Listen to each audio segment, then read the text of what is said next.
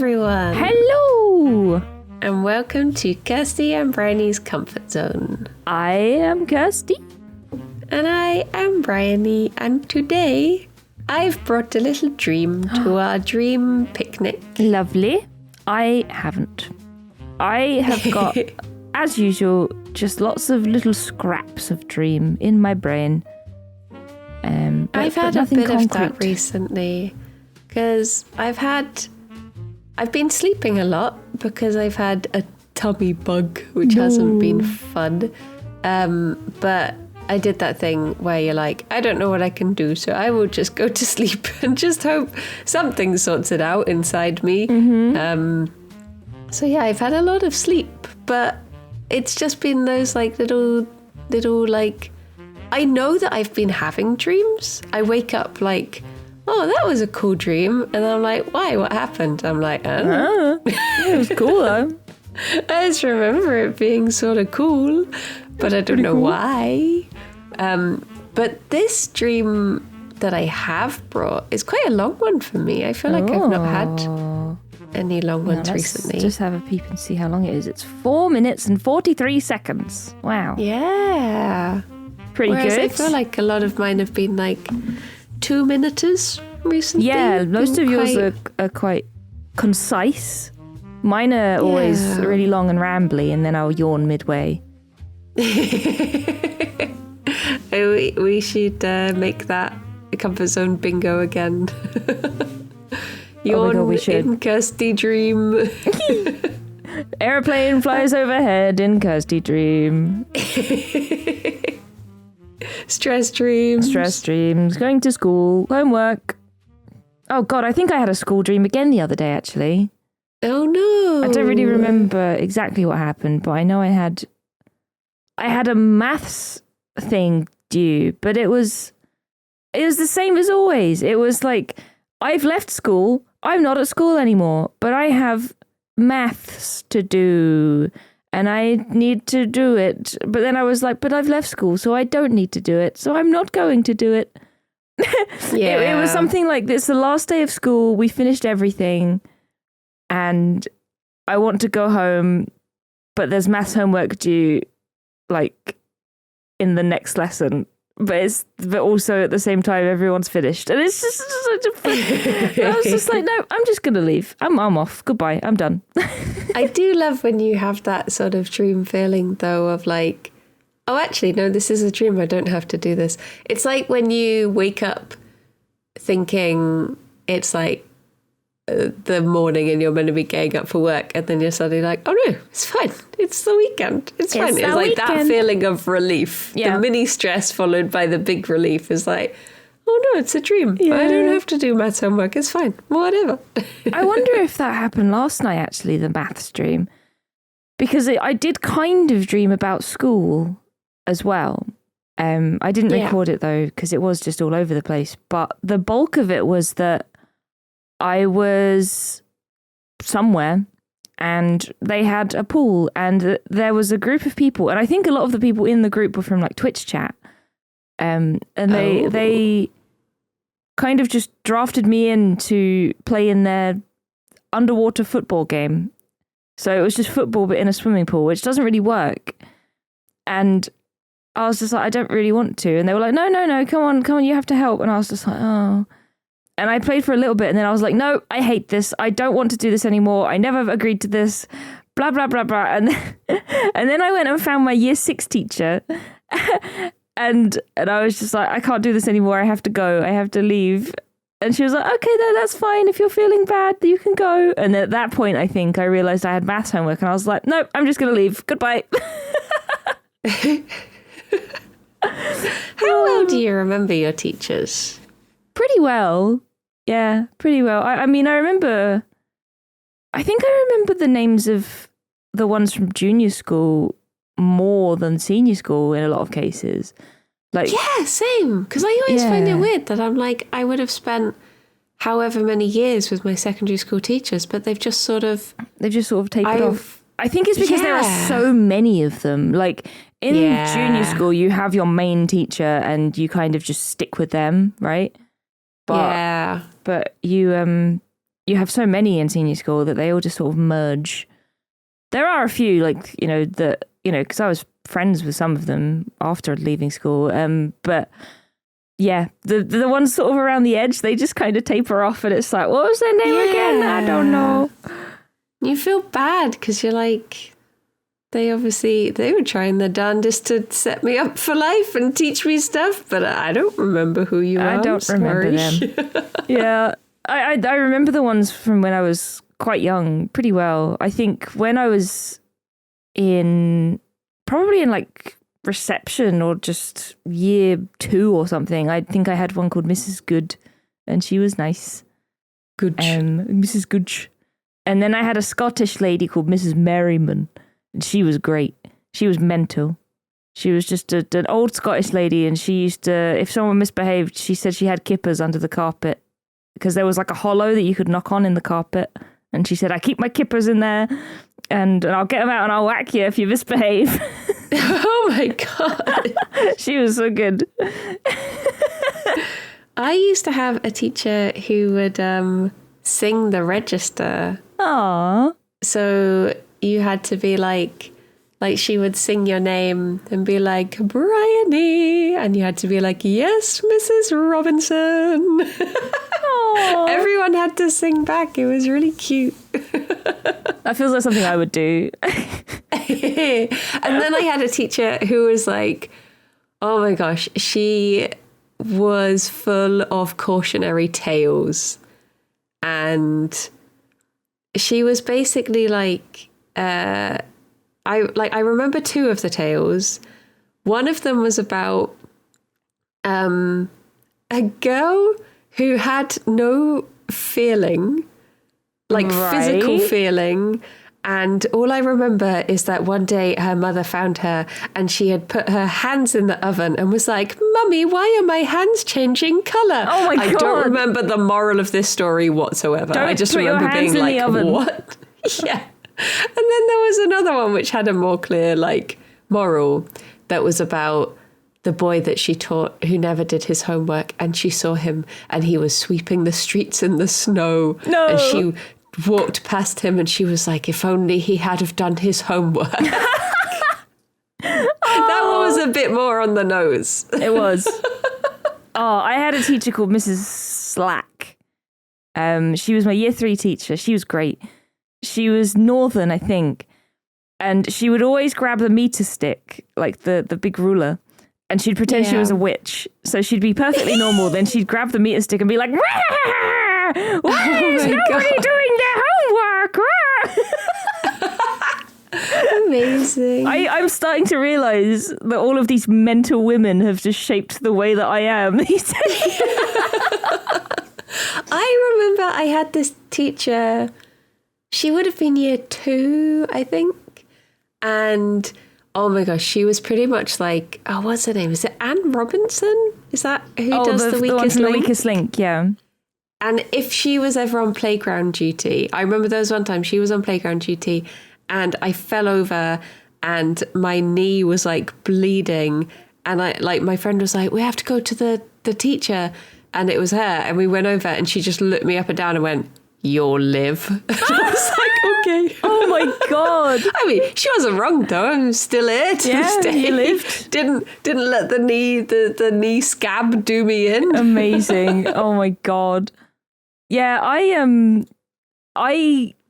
did you ever have teachers that were just terrifying, like inherently terrifying? Everybody was scared of them. Yeah. I had a few of them growing up, but they ended up being quite nice. Obviously, I mean, for the most part, if you're lucky, teachers generally want to be there. But in year 4, we had a teacher called Mrs. Walton, and she was like an older lady. She was very small, very slight, but she was like, I mean, I feel like this is how old would I have been? 9? My 9-year-old brain probably exaggerating it a bit, but she just looked, for want of a better word, she looked like a witch. She looked like a classic witch. She had like sort of scruffy graying hair. She had like the tooth that stuck out the front, kind of like Nanny McPhee. But she was terrifying. She was absolutely terrifying. And when she wanted your attention, she'd stand at the front of the class and she'd just make a really high-pitched noise, like, meh! And and it would be like, oh God, she wants it. And everyone would just go dead silent because she was so terrifying. Oh. But yeah, I had her. She was my teacher in year 4, and oh my God, I was just like, this is the worst. This is the worst thing that could ever possibly happen. But I lived. I remember there was a teacher he was called Mr. Charles, and he was, because my brother and sister went to the same schools as me, and they both absolutely loved him. And I was so excited. I was like, I'm finally going to, he was like year 5. I was like, oh, I'm finally going to get to have Mr. Charles. Like, he seems so lovely all the time. And I guess it was sort of an oddity because he was like the only male teacher in the school as well. So it was a bit like, oh, what's it like to have a male teacher sort of thing. And the year that he was meant to be teaching me, he was ill and he was off the entire year. And I think he retired after that. So I never got to be taught by him. And instead, I had this like mad South African woman who was like the substitute teacher, but for the entire year. Oh my God, she was crazy, but in like, we all loved her. Yeah. She was just, I guess because she had substitute teacher energy, but for an entire year. So it's sort of like, it's not really my job, it's fine. I'm pretty sure we had a South African lady who substituted for like a year. She taught RE. Was she called Mrs. Spilsbury?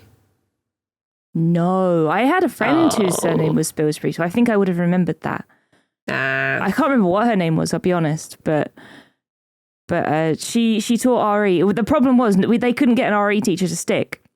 So we had a substitute in, they would teach us something, and then we get another one in, and they'd look at the curriculum and they'd be like, right, they need to learn this, and they'd just teach us the same thing. And we ended up learning the same subject like 3 times because we just kept getting these substitutes in that didn't know what they were doing. I don't remember the name of my RE teacher in secondary school, but I still hold 2 grudges against her. Oh no. Despite not remembering her name, so they can't be that serious. The first one was on our very first day of RE. She was like, has everyone remembered their ruler? And she was like, has anyone forgotten their ruler? And like 2 people put their hands up. Oh my God. And she gave them merits for honesty. And I was like, where's my merit for remembering the thing you told me to bring? So that bothered me. And then the second one was there was this boy who used to always just like piss about. He was like the class clown, like typical class clown. Yeah. And she sent him out of the room. And as he walked by my desk, he grabbed my hand, put it on his wrist, and started going, Miss, Briony won't let me leave. She just won't let me leave, Miss. And she sent me out as well. What? And I was like, I was literally just sat there. So yeah, that was like God. two marks. Forgotten your name. Forgotten her name. That's why. You don't want to remember her name. Yeah. I blanked it out. Oh my God. I'm trying to think of any other. There was a substitute teacher, right, who I feel like he substituted at every single school in Hearts because everybody just seemed to know who he was.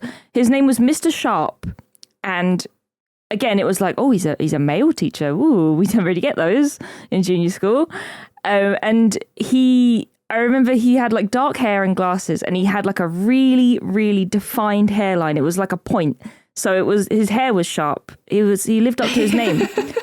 And yeah, he seemed to teach in just like every single school in North Hertfordshire. It'd be like, oh yeah, Mr. Sharp, the substitute teacher. Someone from like a school on the other side of the bloody village town would be like, oh yeah, him, yeah. Yeah, I know that guy. But I didn't like him. I had a mark against his name because when I was in year 3, we were making like toys with... So we had like these big plastic syringes that had tubes coming off of them, and we were making like air toys. So you'd push the syringe and it would like push something out of the toy, for instance. Yeah. And I was making a cuckoo clock. And when I was a kid, we we didn't get full-size cereal boxes, and we needed a cereal box for this thing. We always got like the little ones in the 8-pack. So I could only get one of these tiny cereal boxes. So I showed up with one of those, and I tried my best to make a little cuckoo clock, and it was garbage. And I was off school one day, and apparently he picked mine up and said, "This is an example of what yours shouldn't look like." What? No. But to be fair, I don't know if that was just one of the girls in class just being mean to me, or if he genuinely said that. But ever since then, I was just like, Mr. Sharp, you bastard. Oh, that's true. Actually, it could have just been a meanie it was student. A friend of mine that was a little bit of a liar, so she could have like tainted Mr. Sharp's reputation for forever. But we'll never know. And let's get him on the podcast. Let's get him on. Get Mr. Sharp on here. Do you know, one of the weirdest things for me, I filmed on, well, I didn't film, I was working on this BBC TV show. I think it might have been CBeebies actually, but it was called Dixie. Okay. And we filmed in a school for it. And I remember looking around in the school and being like, oh my gosh, why are the teachers here so young? And then I was like, oh, hang on. It's just because I was a child and I was at school and everyone seemed really old. Yeah. But my teachers probably looked like this, but in my mind, they were like so 50. Old. All of them were 50. That's the thing. That's what I'm saying about Mrs. Walton, the one that looked like a witch. Like, I remember her son came in once and he must have been like 14 or 15. Like, she wasn't like a 70-year-old witch like I thought. Like, there is no way. Yeah. This poor woman. I used to really like my year 6 teacher. She was very lovely. She was like, we had this non-uniform day at my school, I think for Red Nose Day, which to anyone who's not British will sound very weird. We have Red Nose Day. That's just a day that we have. Red Nose Day, yeah. Where you wear a red nose and often you wear red and you raise money for charity. But because I was like, I've always been tall. I never really had a growth spurt. I was just born tall and continued to be so. Mm-hmm. So I was actually the same height as my year 6 teacher. Oh my God. And the thing was, we got to wear non-uniform, but the teachers had to wear uniform. So she actually asked to borrow my uniform. Oh. Because we were the same height. I was like, oh yeah, fine. Oh, bless. Oh, that's so cute. Yeah, God, I remember Red Nose Day. We had Pink Day in senior school as well, for Tickle Pink. Yeah, so we would always have to come in and wear something. The thing is, they refused to make it a non-uniform day. So they were like, you have to wear your uniform, but you wear something pink. And it's like, okay. So people would just take liberties. And one time someone came in a gorilla suit that was pink. But he probably wore his tie over it or something. Yeah. Oh, and I had just like a box of pink stuff. It's like, oh yeah, this is the Pink Day box when Pink Day rolls around at school. It was always fun. Yeah, it's so weird talking to I guess because now with like the internet, you end up talking to more like Americans, and it's so weird when you say about school uniform, and it's just not really a thing over there. Like, I think true. The like really fancy schools will have uniforms. So like in Gilmore Girls, when Rory goes to the fancy school, she has a uniform and stuff like that. But I think other than that, it's just not a thing. Yeah. Yeah. God, it's weird because it's pretty much every school in the UK has uniform. Every school has uniform here pretty much. And they vary so wildly as well. I remember we went on a school trip once to like the galleries in London, and there was a school there, and their uniform was like floor-length tartan skirts, and they were like yellowy grey tartan, and they had like leg warmers and stuff. It was crazy. I was just like, oh my God. And like, you think if there are any like American tourists, they must be like, is this what they all dress like? I remember like all the schools I went to had the fairly standard uniform, the sort of like polo shirt and a jumper. But on my way to school, I would pass people going to, what is it, like Dame Alice Owen? Is that like the posh school in St Albans? Oh, I don't know. I don't really know St Albans schools. But they would have like, you know, the proper like blazers and the tartan skirts and stuff. And they were like, ooh. There was John Henry Newman, but I don't think that's very posh. But I know they had blazers, I think. And we were like, ooh, look at them with their blazers. Ooh. Oh, but John Henry Newman was in Stevenage. I didn't know that. Okay. Oh. Sorry, everyone who's not from Hertfordshire. This is just turning into a Hearts chat Hearts now. Gang. Hearts Gang. It's like when I was in London the other day, I saw this, there was a street called Hatfields, and I almost sent you a picture being like, travelled all this way and just ended up in Hatfields. Hearts Gang. I was like, this is very, well, I was going to say it's very Hertfordshire niche, but apparently there's like 7 Hatfields in the UK. Yeah, it seems like it would be quite a common name, right? I wonder why. Like, it can't mean that there's a field full of hats. There must be something else. Hat must have meant corn back in the day. Let's see. What's has the it shortened origin from of Hatfield? Wheat? They just dropped the W and the E and it became Hatfield. Maybe. Where does it come from? Well, I guess actually if a lot of workers who worked the fields maybe wore hats, like those big sun-brimmed hats. Yeah, that's what I'm thinking. Maybe. So maybe you'd look out and there would be like a field of hats whilst they were toiling. That's what you do in a field, isn't it? You toil. Yeah, you toil in a field. There's also a Hatfield in South Yorkshire and Herefordshire. Oh. Yeah, the fake Hatfields. Some in America as well. I wonder which was the original. The Wikipedia doesn't say the name of Hatfield. Oh. But it looks like it's very old. It was mentioned in the Domesday Book. Oh. Hatfield is recorded in the Domesday Book of 1086. Wow. Blimey. Wow, we were. But been going a wee I don't while. know. I don't know what name they used. I don't know why it's called Hatfield. The Wikipedia entry is a mystery. It doesn't say. Yeah. Huh. Well. Would There you we go. like to hear a dream? Yeah, sure. Let's do it. Just a warning for this dream. All I remember about it is that it has a 6-pack in it. Oh, no. So just bear that in mind if you don't want to hear about the 6-pack. Oh, hang on. I found it. It means heath-covered open land. Oh. So it's a land covered in heath. So yeah, they dropped the E and the H. So I wasn't too far off. Ish. The principle remains. Yeah. Anyway, dreams. Okay, here we go. 3, 2, 1, go. I had a confusing dream because it started off that it was like, I think it was meant to be like you're gone, but it was really futuristic.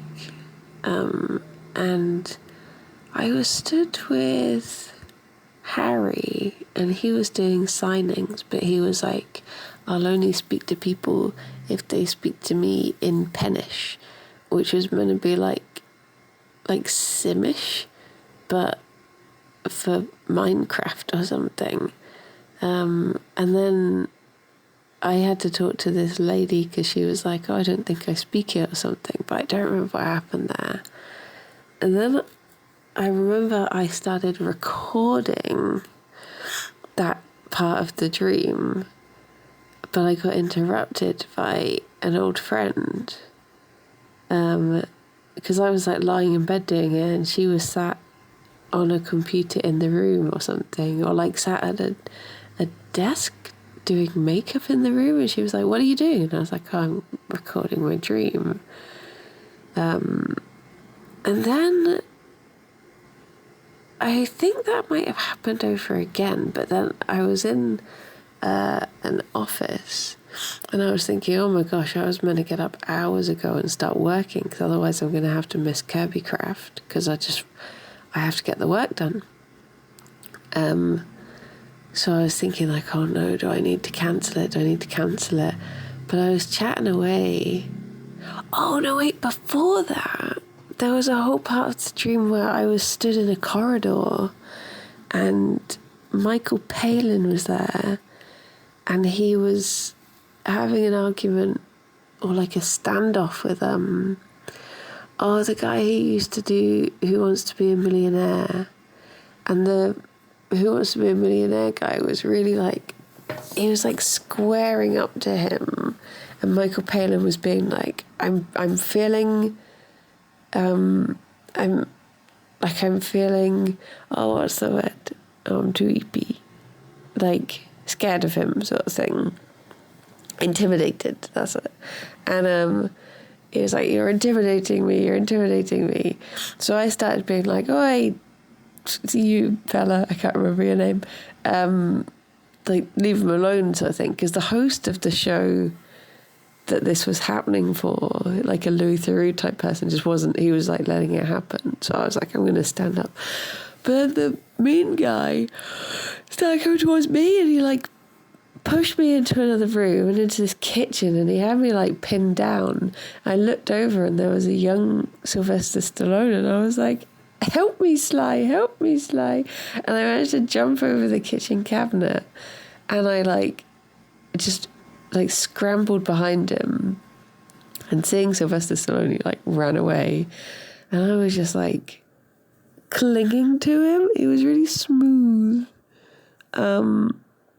But then I think I was recording that part of the dream, and that's when I ended up in this office, and the same friend from before was there, and I was thinking like, oh, I'm going to miss Kirbycraft. The only part of it I remember is that at one point Alex was asking me how to play a certain song on maracas. He was like, how do you remember which maraca you shake? And at one point I had like a pin with a purple top just sticking in my elbow, and I had to pull it out, and I was like, that's weird. And then I was like, oh no, I didn't reply to this other message from someone. So I went to the computer and I looked, and it said it was 5:00, and I was like, I've just missed Kirbycraft. It's just too late, and I can't get the work done because I've not put in a thumbnail request. I've only got like 2 hours till the video goes out. And I was just having this real like, what can I do? I guess I've just missed a deadline. I guess I've just missed a stream. It's just, and I was just, yeah, stress stream. It was a stress stream in conclusion. And then I woke up in time to do my work and then go to Kirbycraft. So, yay. Bye-bye. Oh my God. Bye. So you got pinned down by Chris Tarrant. That was the name. I was like, what is his name? Like I like, it just wasn't coming back to me. I thought he was another Michael for some reason. So because of Michael Palin, I was like, Michael. But no, yeah, Chris Tarrant attacked me in a dream. He was really horrible. And to be fair, I've never liked Chris Tarrant. No, not a fan. I just get bad vibes off of him. Yeah. But I don't know why this happened. That was a very star-studded dream. It was. There was just people popping up everywhere. Yeah. So the most confusing thing was, right, obviously it was lots of bits and pieces. I tried to record the dream inside the dream twice. It was all over the place. But this was like Sunday night, Monday morning. And I woke up like, oh my gosh, thank goodness I've woken up in time that I can go to Kirbycraft. And for like hours, I thought Kirbycraft was happening. And to the point where I like was messaging you and Rydian, and I was almost saying like, Kirby soon. And then I suddenly realized it's Monday and we do that on a Friday. So it wasn't even happening. But it just didn't click for like ages. I was so sure that like, oh, thank goodness I woke up in time to get in for Kirbycraft. Oh dear. You know what the moral of this dream is? It's that you have been working too hard. Yeah. You have got too much on your plate, and now you're getting sick. And you need a rest. I need a holiday. You need a holiday, or else I will be mad. Bobs. Oh no, you're Chris Tarrant. I'm Chris Tarrant, and I'm here to tell you to go on holiday. Oh, jeez. Maybe that's why it was Michael Palin, because doesn't he do one of those, like, travel shows where he just goes off on jollies? Probably. I've never really understood what it is that Michael Palin does, I'm going to be honest. It was from Monty Python. Yeah. And then let's see. So that's just been enough. What does he do now? To get him to go off on jollies for the rest of his life. Yeah, he just kind of does stuff. I think he's one of the Python people who hasn't turned into a questionable person, thankfully. I think he's one of the good ones. Hopefully.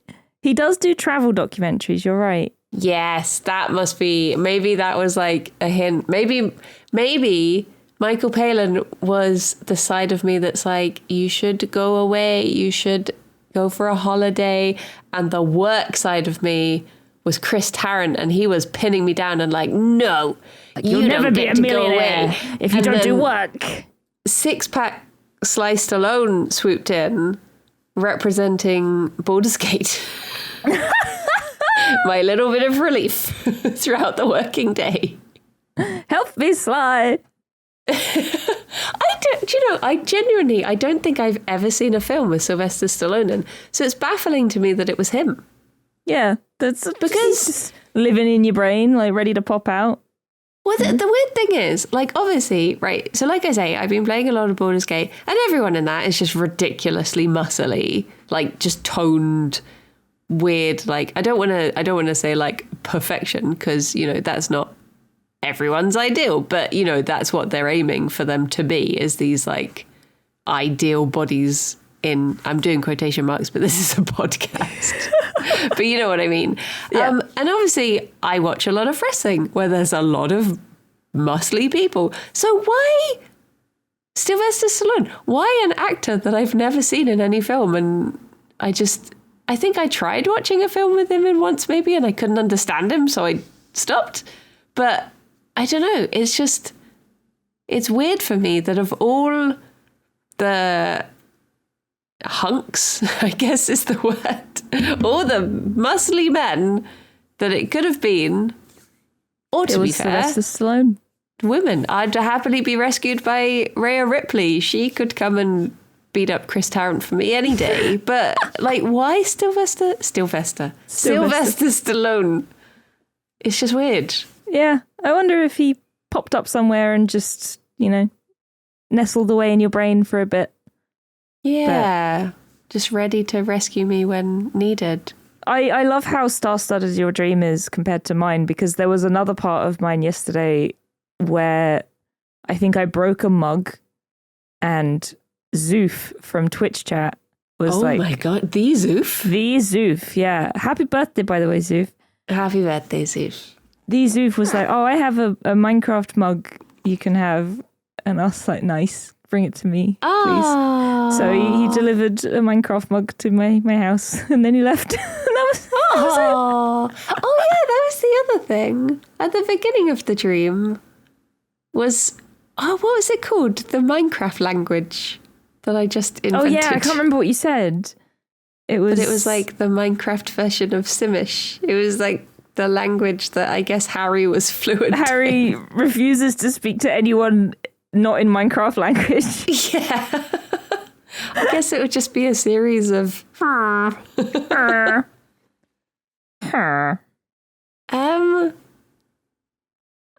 looked up pin in the dream book.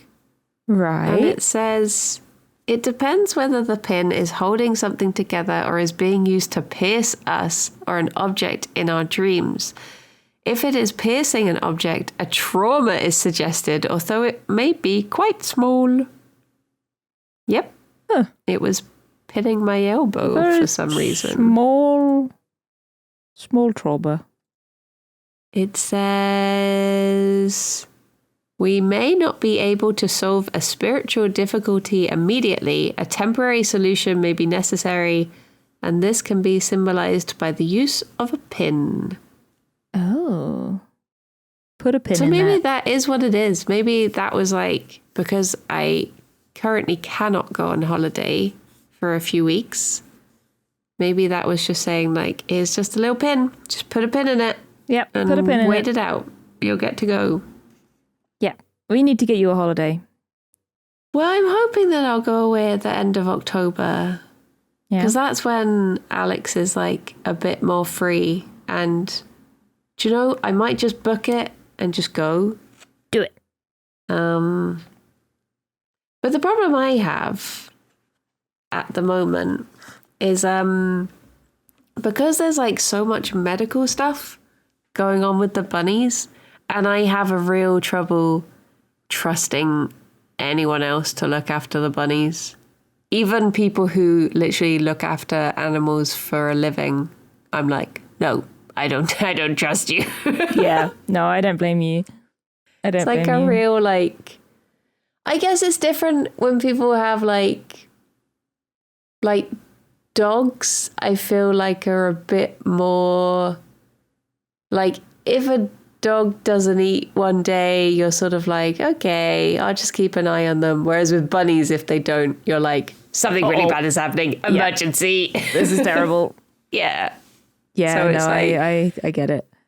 You don't want them to get stressed either, like, because, you know, they're happy. You're moving them, putting them, like, in a place where they can board is stress for them. So yeah, it's just like, it's like Tabs. Like I would never put him in a cat area. I think it would just stress me out.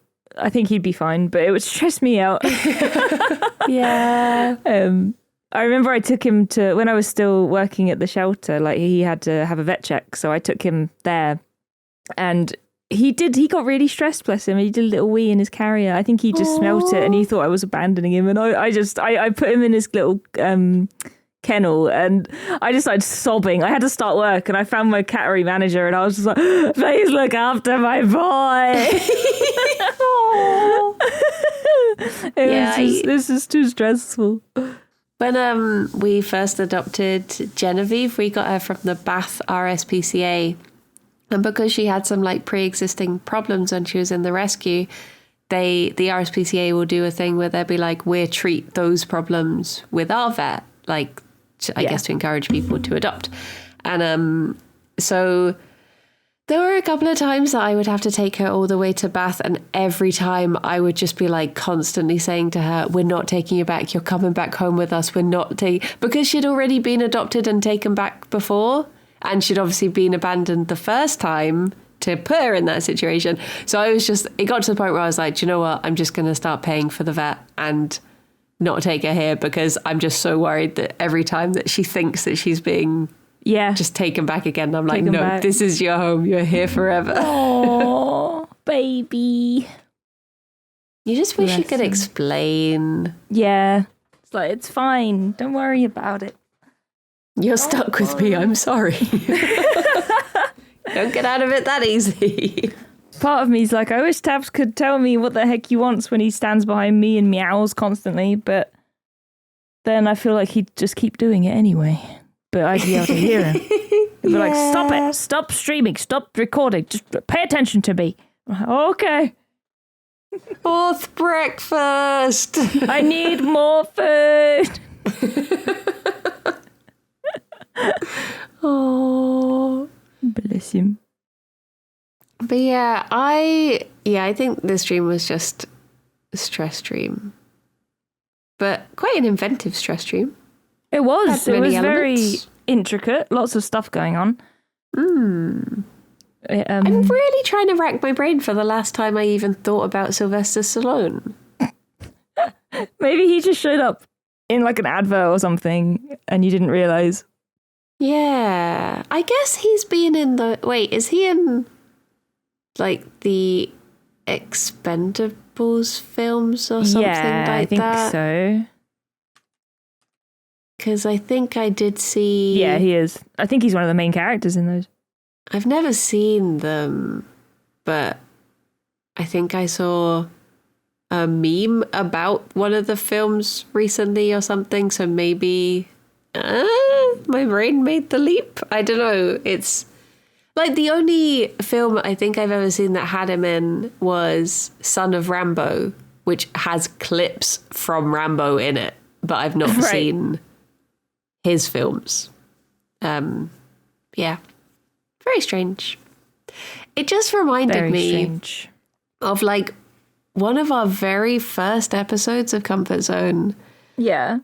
When I was telling you about that article I read about the person dreaming about David Hasselhoff and how it's more about what David Hasselhoff represents than the man himself. Yeah, I remember that. Come full circle. What does Sylvester Stallone he represent having a break and playing Baldur's Gate. Yeah. Yeah. Why didn't just Will just come and rescue me? He's meant to be bloomin' heroic. True. He does wind me up, though.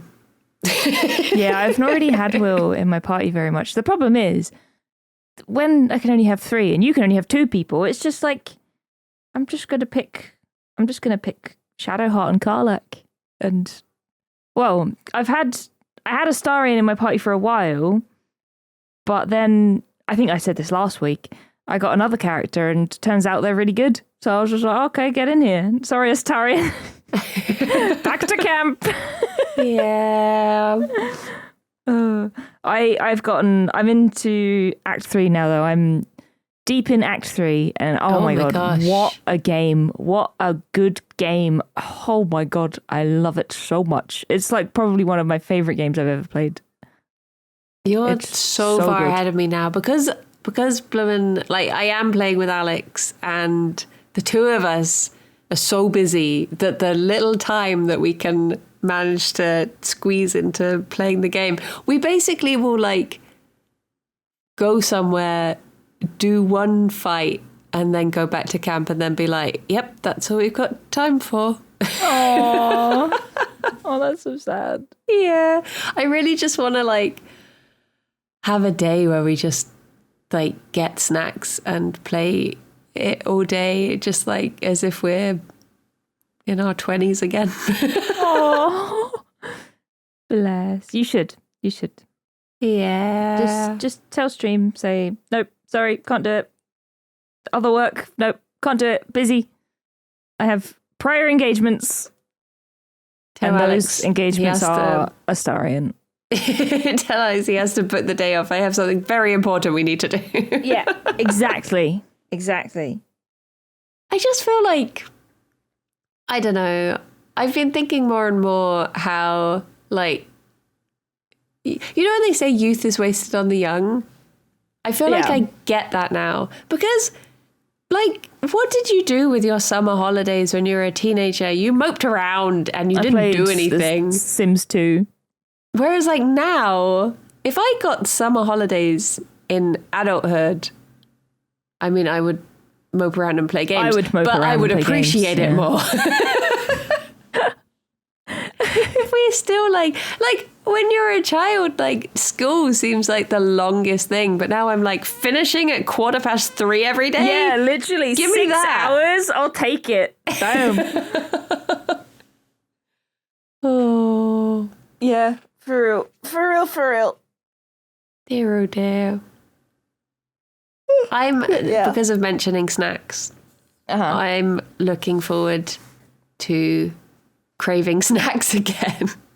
Oh yeah, because you've not been able to eat. Yeah, like because I've been ill, and people are like, just have plain things, just have toast. But because this is a bit icky, I apologize. But because on the day that I got the stomach bug, toast was the only thing I'd eaten, so that's the thing I got to see in reverse. So toast is like the last thing I want to eat because I'm just like, no, not toast. Not toast. Which is heartbreaking because toast is like one of my favorites. What about pleasures? Crumpets? Oh, maybe I could go for crumpets. I really fancied potato waffles the other day. That was like the only thing that I was like, they're nice and plain. You can put them in the toaster. They're easy to do. Just bish, bash, bosh. And then Alex had the same stomach bug the week before. I don't know how it's taken a week to get to me. Yeah, that's bizarre. But he was like, oh no, I ate the potato waffles. I was like, that's fine. Aww. So, bless. turns out we did still have hash browns in the freezer. Ooh, okay, so that's a good alternative. Yeah, it's pretty much, I mean, it's all just mashed up potato fried in some fashion, isn't it? So, yeah, I managed to eat 2 little hash browns. Nice. I feel like I've not eaten properly like all week. I have been eating, but I made a tagine at the start of the week, and I made so much that I've had it every single day. And I'm just like, I need a vegetable now. Yeah. I crave vegetables. But yesterday I ordered a pad thai. I was like, I'm going to treat myself, so I got a pad thai from Wagamama's. Nice. That was pretty good. Pretty good. Not the best pad thai, but it was a nice change from tagine. Yeah. I always think, like, whenever I have something that forces me to break up my eating habits, such as this stomach bug, or when I had my wisdom teeth out so I couldn't eat for like a week, and I'm always like, right, this is a chance to start eating healthy stuff. I'm gonna be good. I think you eat pretty damn healthy anyway, to be honest. Well, whenever I'm around, everything you make is so nice. Yeah. Always like the first thing I eat when I can eat again. I remember when I had my wisdom teeth out and I could hardly open my mouth, but like the first thing I ate was a donut, and I cut it into slices and like posted it into my mouth like I was a post box. And I was like, God. I could be eating anything healthy right now. Like when I got COVID and I couldn't taste anything, and I was like, this is probably a good chance to have like spirulina, things that are really good for you that I hate the taste of. But I still just ate the same trash, even though I couldn't taste it. You don't want to be healthy when you're sick, though. You want to be healthy as in not sick, but you don't want to eat healthy. You want to eat comfort food. You want to eat donuts and chocolate. Yeah. At some point, I have to get my other wisdom teeth out, and I've put it off for like 2 years now because it was so horrendous having the first lot done. Was it 2 years ago? I think so, yeah. Bloody hell, that's gone quick. Yeah. It's one of those things that they were like, okay, book him for the next appointment in 6 weeks. And I was like, okay, la la la la la, la la la. No. 2 years later. I'm so lucky that my wisdom teeth just grew normally. I've never had an issue with them, thank God. Well, I feel like having them out on the one side has helped a lot, which is why I've sort of put off getting the other ones out, because it was really bad, but also it's just not causing me as many problems anymore. Yeah. But oh my gosh, so I chose to keep my teeth when I had them out. Yeah, so that you wouldn't be cloned. Yes, or controlled. And I put them, they're in like a little bag, and which I think has the tooth fairy on it that the dentist gave to me. And I put them next to my bed. But because next to my bed, as you know, is such a nightmare of stuff, loads of things have just been piled on top and they've got lost and all of this stuff. And the other day I was like, do you know what? It's time. I'm finally going to tidy next to my bed. And I was like putting all the clothes in the wash. Well, worse. The teeth had come loose and they were escaped. And I looked down on the floor and I was like, what is that? And it was just like a human tooth. And I was like, I remember just thinking to myself, what level of ADHD is that? Like you're finding teeth amongst your belongings randomly. Oh my God. Yeah. I mean, at least it was my own tooth. It's fine. Yeah, that's at least. Yeah. Bloody hell. That's hilarious. Oh my God. Yeah, God, I relate to the whole mess by the side of the bed. Jesus. I have managed to like maintain it a little bit recently, but it's nowhere near Alex's side. It's still horrendous. Horrendous. he said he was listening to a podcast. I can't remember the name of this other podcast. It's something like Don't Panic or something like that. But they were saying that one of the things that people do with ADHD and other such things is you have what are called, or what they refer to as bags of doom, where you get these little bursts of tidying up and you put things in a bag. You put everything into one bag and then put the bag in a cupboard. Yeah. Yep. So next to my bed is literally like bags of doom. It's just all bags of doom.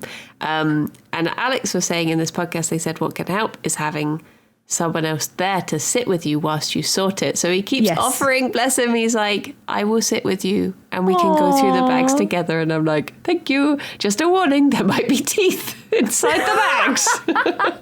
It does really, really help having someone there, like when you're sorting through stuff, for sure. Like my mum, bless her, has come round before just so that I can like get cleaning and stuff, because when you're on your own, there's just no motivation to do it. But as soon as you have someone next to you, it's like, okay, yeah, let's do it. It's like, I wouldn't really, unless I've got a big burst of energy, I wouldn't have a day where I just make a lovely meal for myself. I'll just eat pita and hummus. But if someone's here, I'm like, oh yeah, I'll cook a whole meal for you. I'll blah, blah, blah, blah, blah, blah, blah, blah, blah. I'll make cocktails. I'll make a meal. I'll do this. I'll do that. But as soon as they leave, it's like, I'm going to sit at my PC and eat popcorn. Yeah. It's like when Alex goes away ever and I'm just having to do dinner for myself, I'm just like, I guess I'll just eat some cream crackers for dinner tonight. Because like you say, there's just no motivation to... Yeah, it's just, I'll just sustain myself somehow, I guess. Yeah. Oh God, bags of doom though. I have so many. I have the recycling bag of doom, which lives next to my washing machine. It's full of bottles of Pepsi. I have the washing bag of doom, which is currently at the end of my bed. It's an IKEA bag full of washing that I'm going to take to my parents' house. I have the craft bag of doom, which lives in the cupboard full of old crafting stuff. I have the cosplay bag of doom, which has been in front of my wardrobe for about 3 years, which has a cosplay from about 5 years ago in it, which I haven't moved for all of that time. I have many. I'm very, very versed in the ways of the bag of doom. Yeah. It's just like the one that gets me is the several bags of doom that it might come in handy one day. Yes. And the worst thing is when it does come in handy and it just affirms. It away. It's like the day after you've thrown it away. It just like affirms all of your bags of doom, because then you're like, well, I was right about this thing coming in handy, so I should keep all of this. And you're like, The thing is as well, like with the bags of doom, I find that I know what is in each and every bag of doom. And if anybody was to come into my flat and tidy it properly and put things away and move my bags of doom, if I go and look for something, I will get so stressed because I'll be like, it was here, it was in the middle of my carpet in a plastic bag for at least a month, and it was right there and I was waiting to use it and now it's not there. Now I'm stressed. It's like I know where everything is. I know that I have this is so random, but in my cupboard where I keep my Hoover, I know for a fact that I have a little thing of green stuff that you use for like Warhammer miniatures and stuff. Because I used it for my D&D miniatures like months and months and months ago. And I'm like, yep, I have green stuff in it. And every now and then I'll just be like, yeah, I've got green stuff. If I might need that for a miniature at some point. And it's in that cupboard and I know that it's in there. Yeah. It's like the back of an Argos. You know that if someone orders it and you go back for long enough, you'll be able to find it amongst the mystery items. Your brain is ordering it and then you're the little conveyor belt bringing it out. Yeah. Oh, dear. But, like, I have, like, a wardrobe full of clothes, and part of me is like, I've not been able to access part of the wardrobe for so long that I can't be missing any of that stuff. I'm the same. Yeah, I have not opened my wardrobe in so long because I just cycle through the same clothes and I don't put them away. Yeah. They just sort of live in a pile, folded. I'm not a monster. They live in a pile, folded on the floor. And when I need them, I remove them from the pile. And I've not opened my wardrobe in the longest time because I don't need any of it. Yeah. And I really, really need to take it to like a charity shop or something just to empty the wardrobe out a little bit. The wardrobe is like my big one to tackle. Yeah, I have started using it a bit more recently ever since I did tidy the floor a little bit. Because do you remember I told you about when I couldn't find an item of clothing and Alex was like, yeah, I hung it in the wardrobe, and I was like, that's the last place I would think to look. I literally looked in like the washing bin, the floor, the living room. I was like, why would I look in the wardrobe for clothes?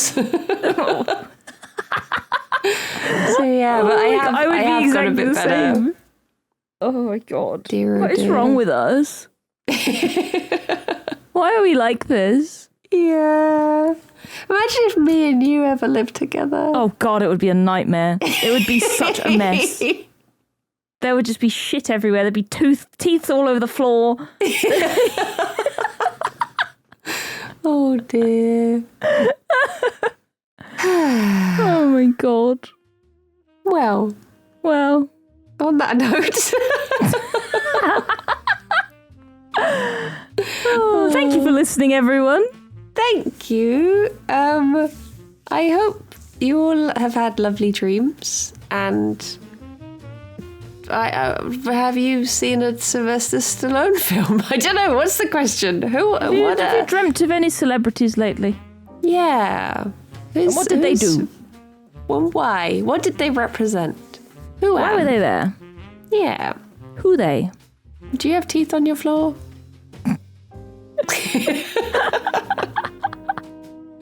Well, Kirsty, thank you very much for a lovely chat.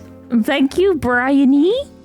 And thank you everyone for listening. Until next time, bye-bye for now. Bye-bye.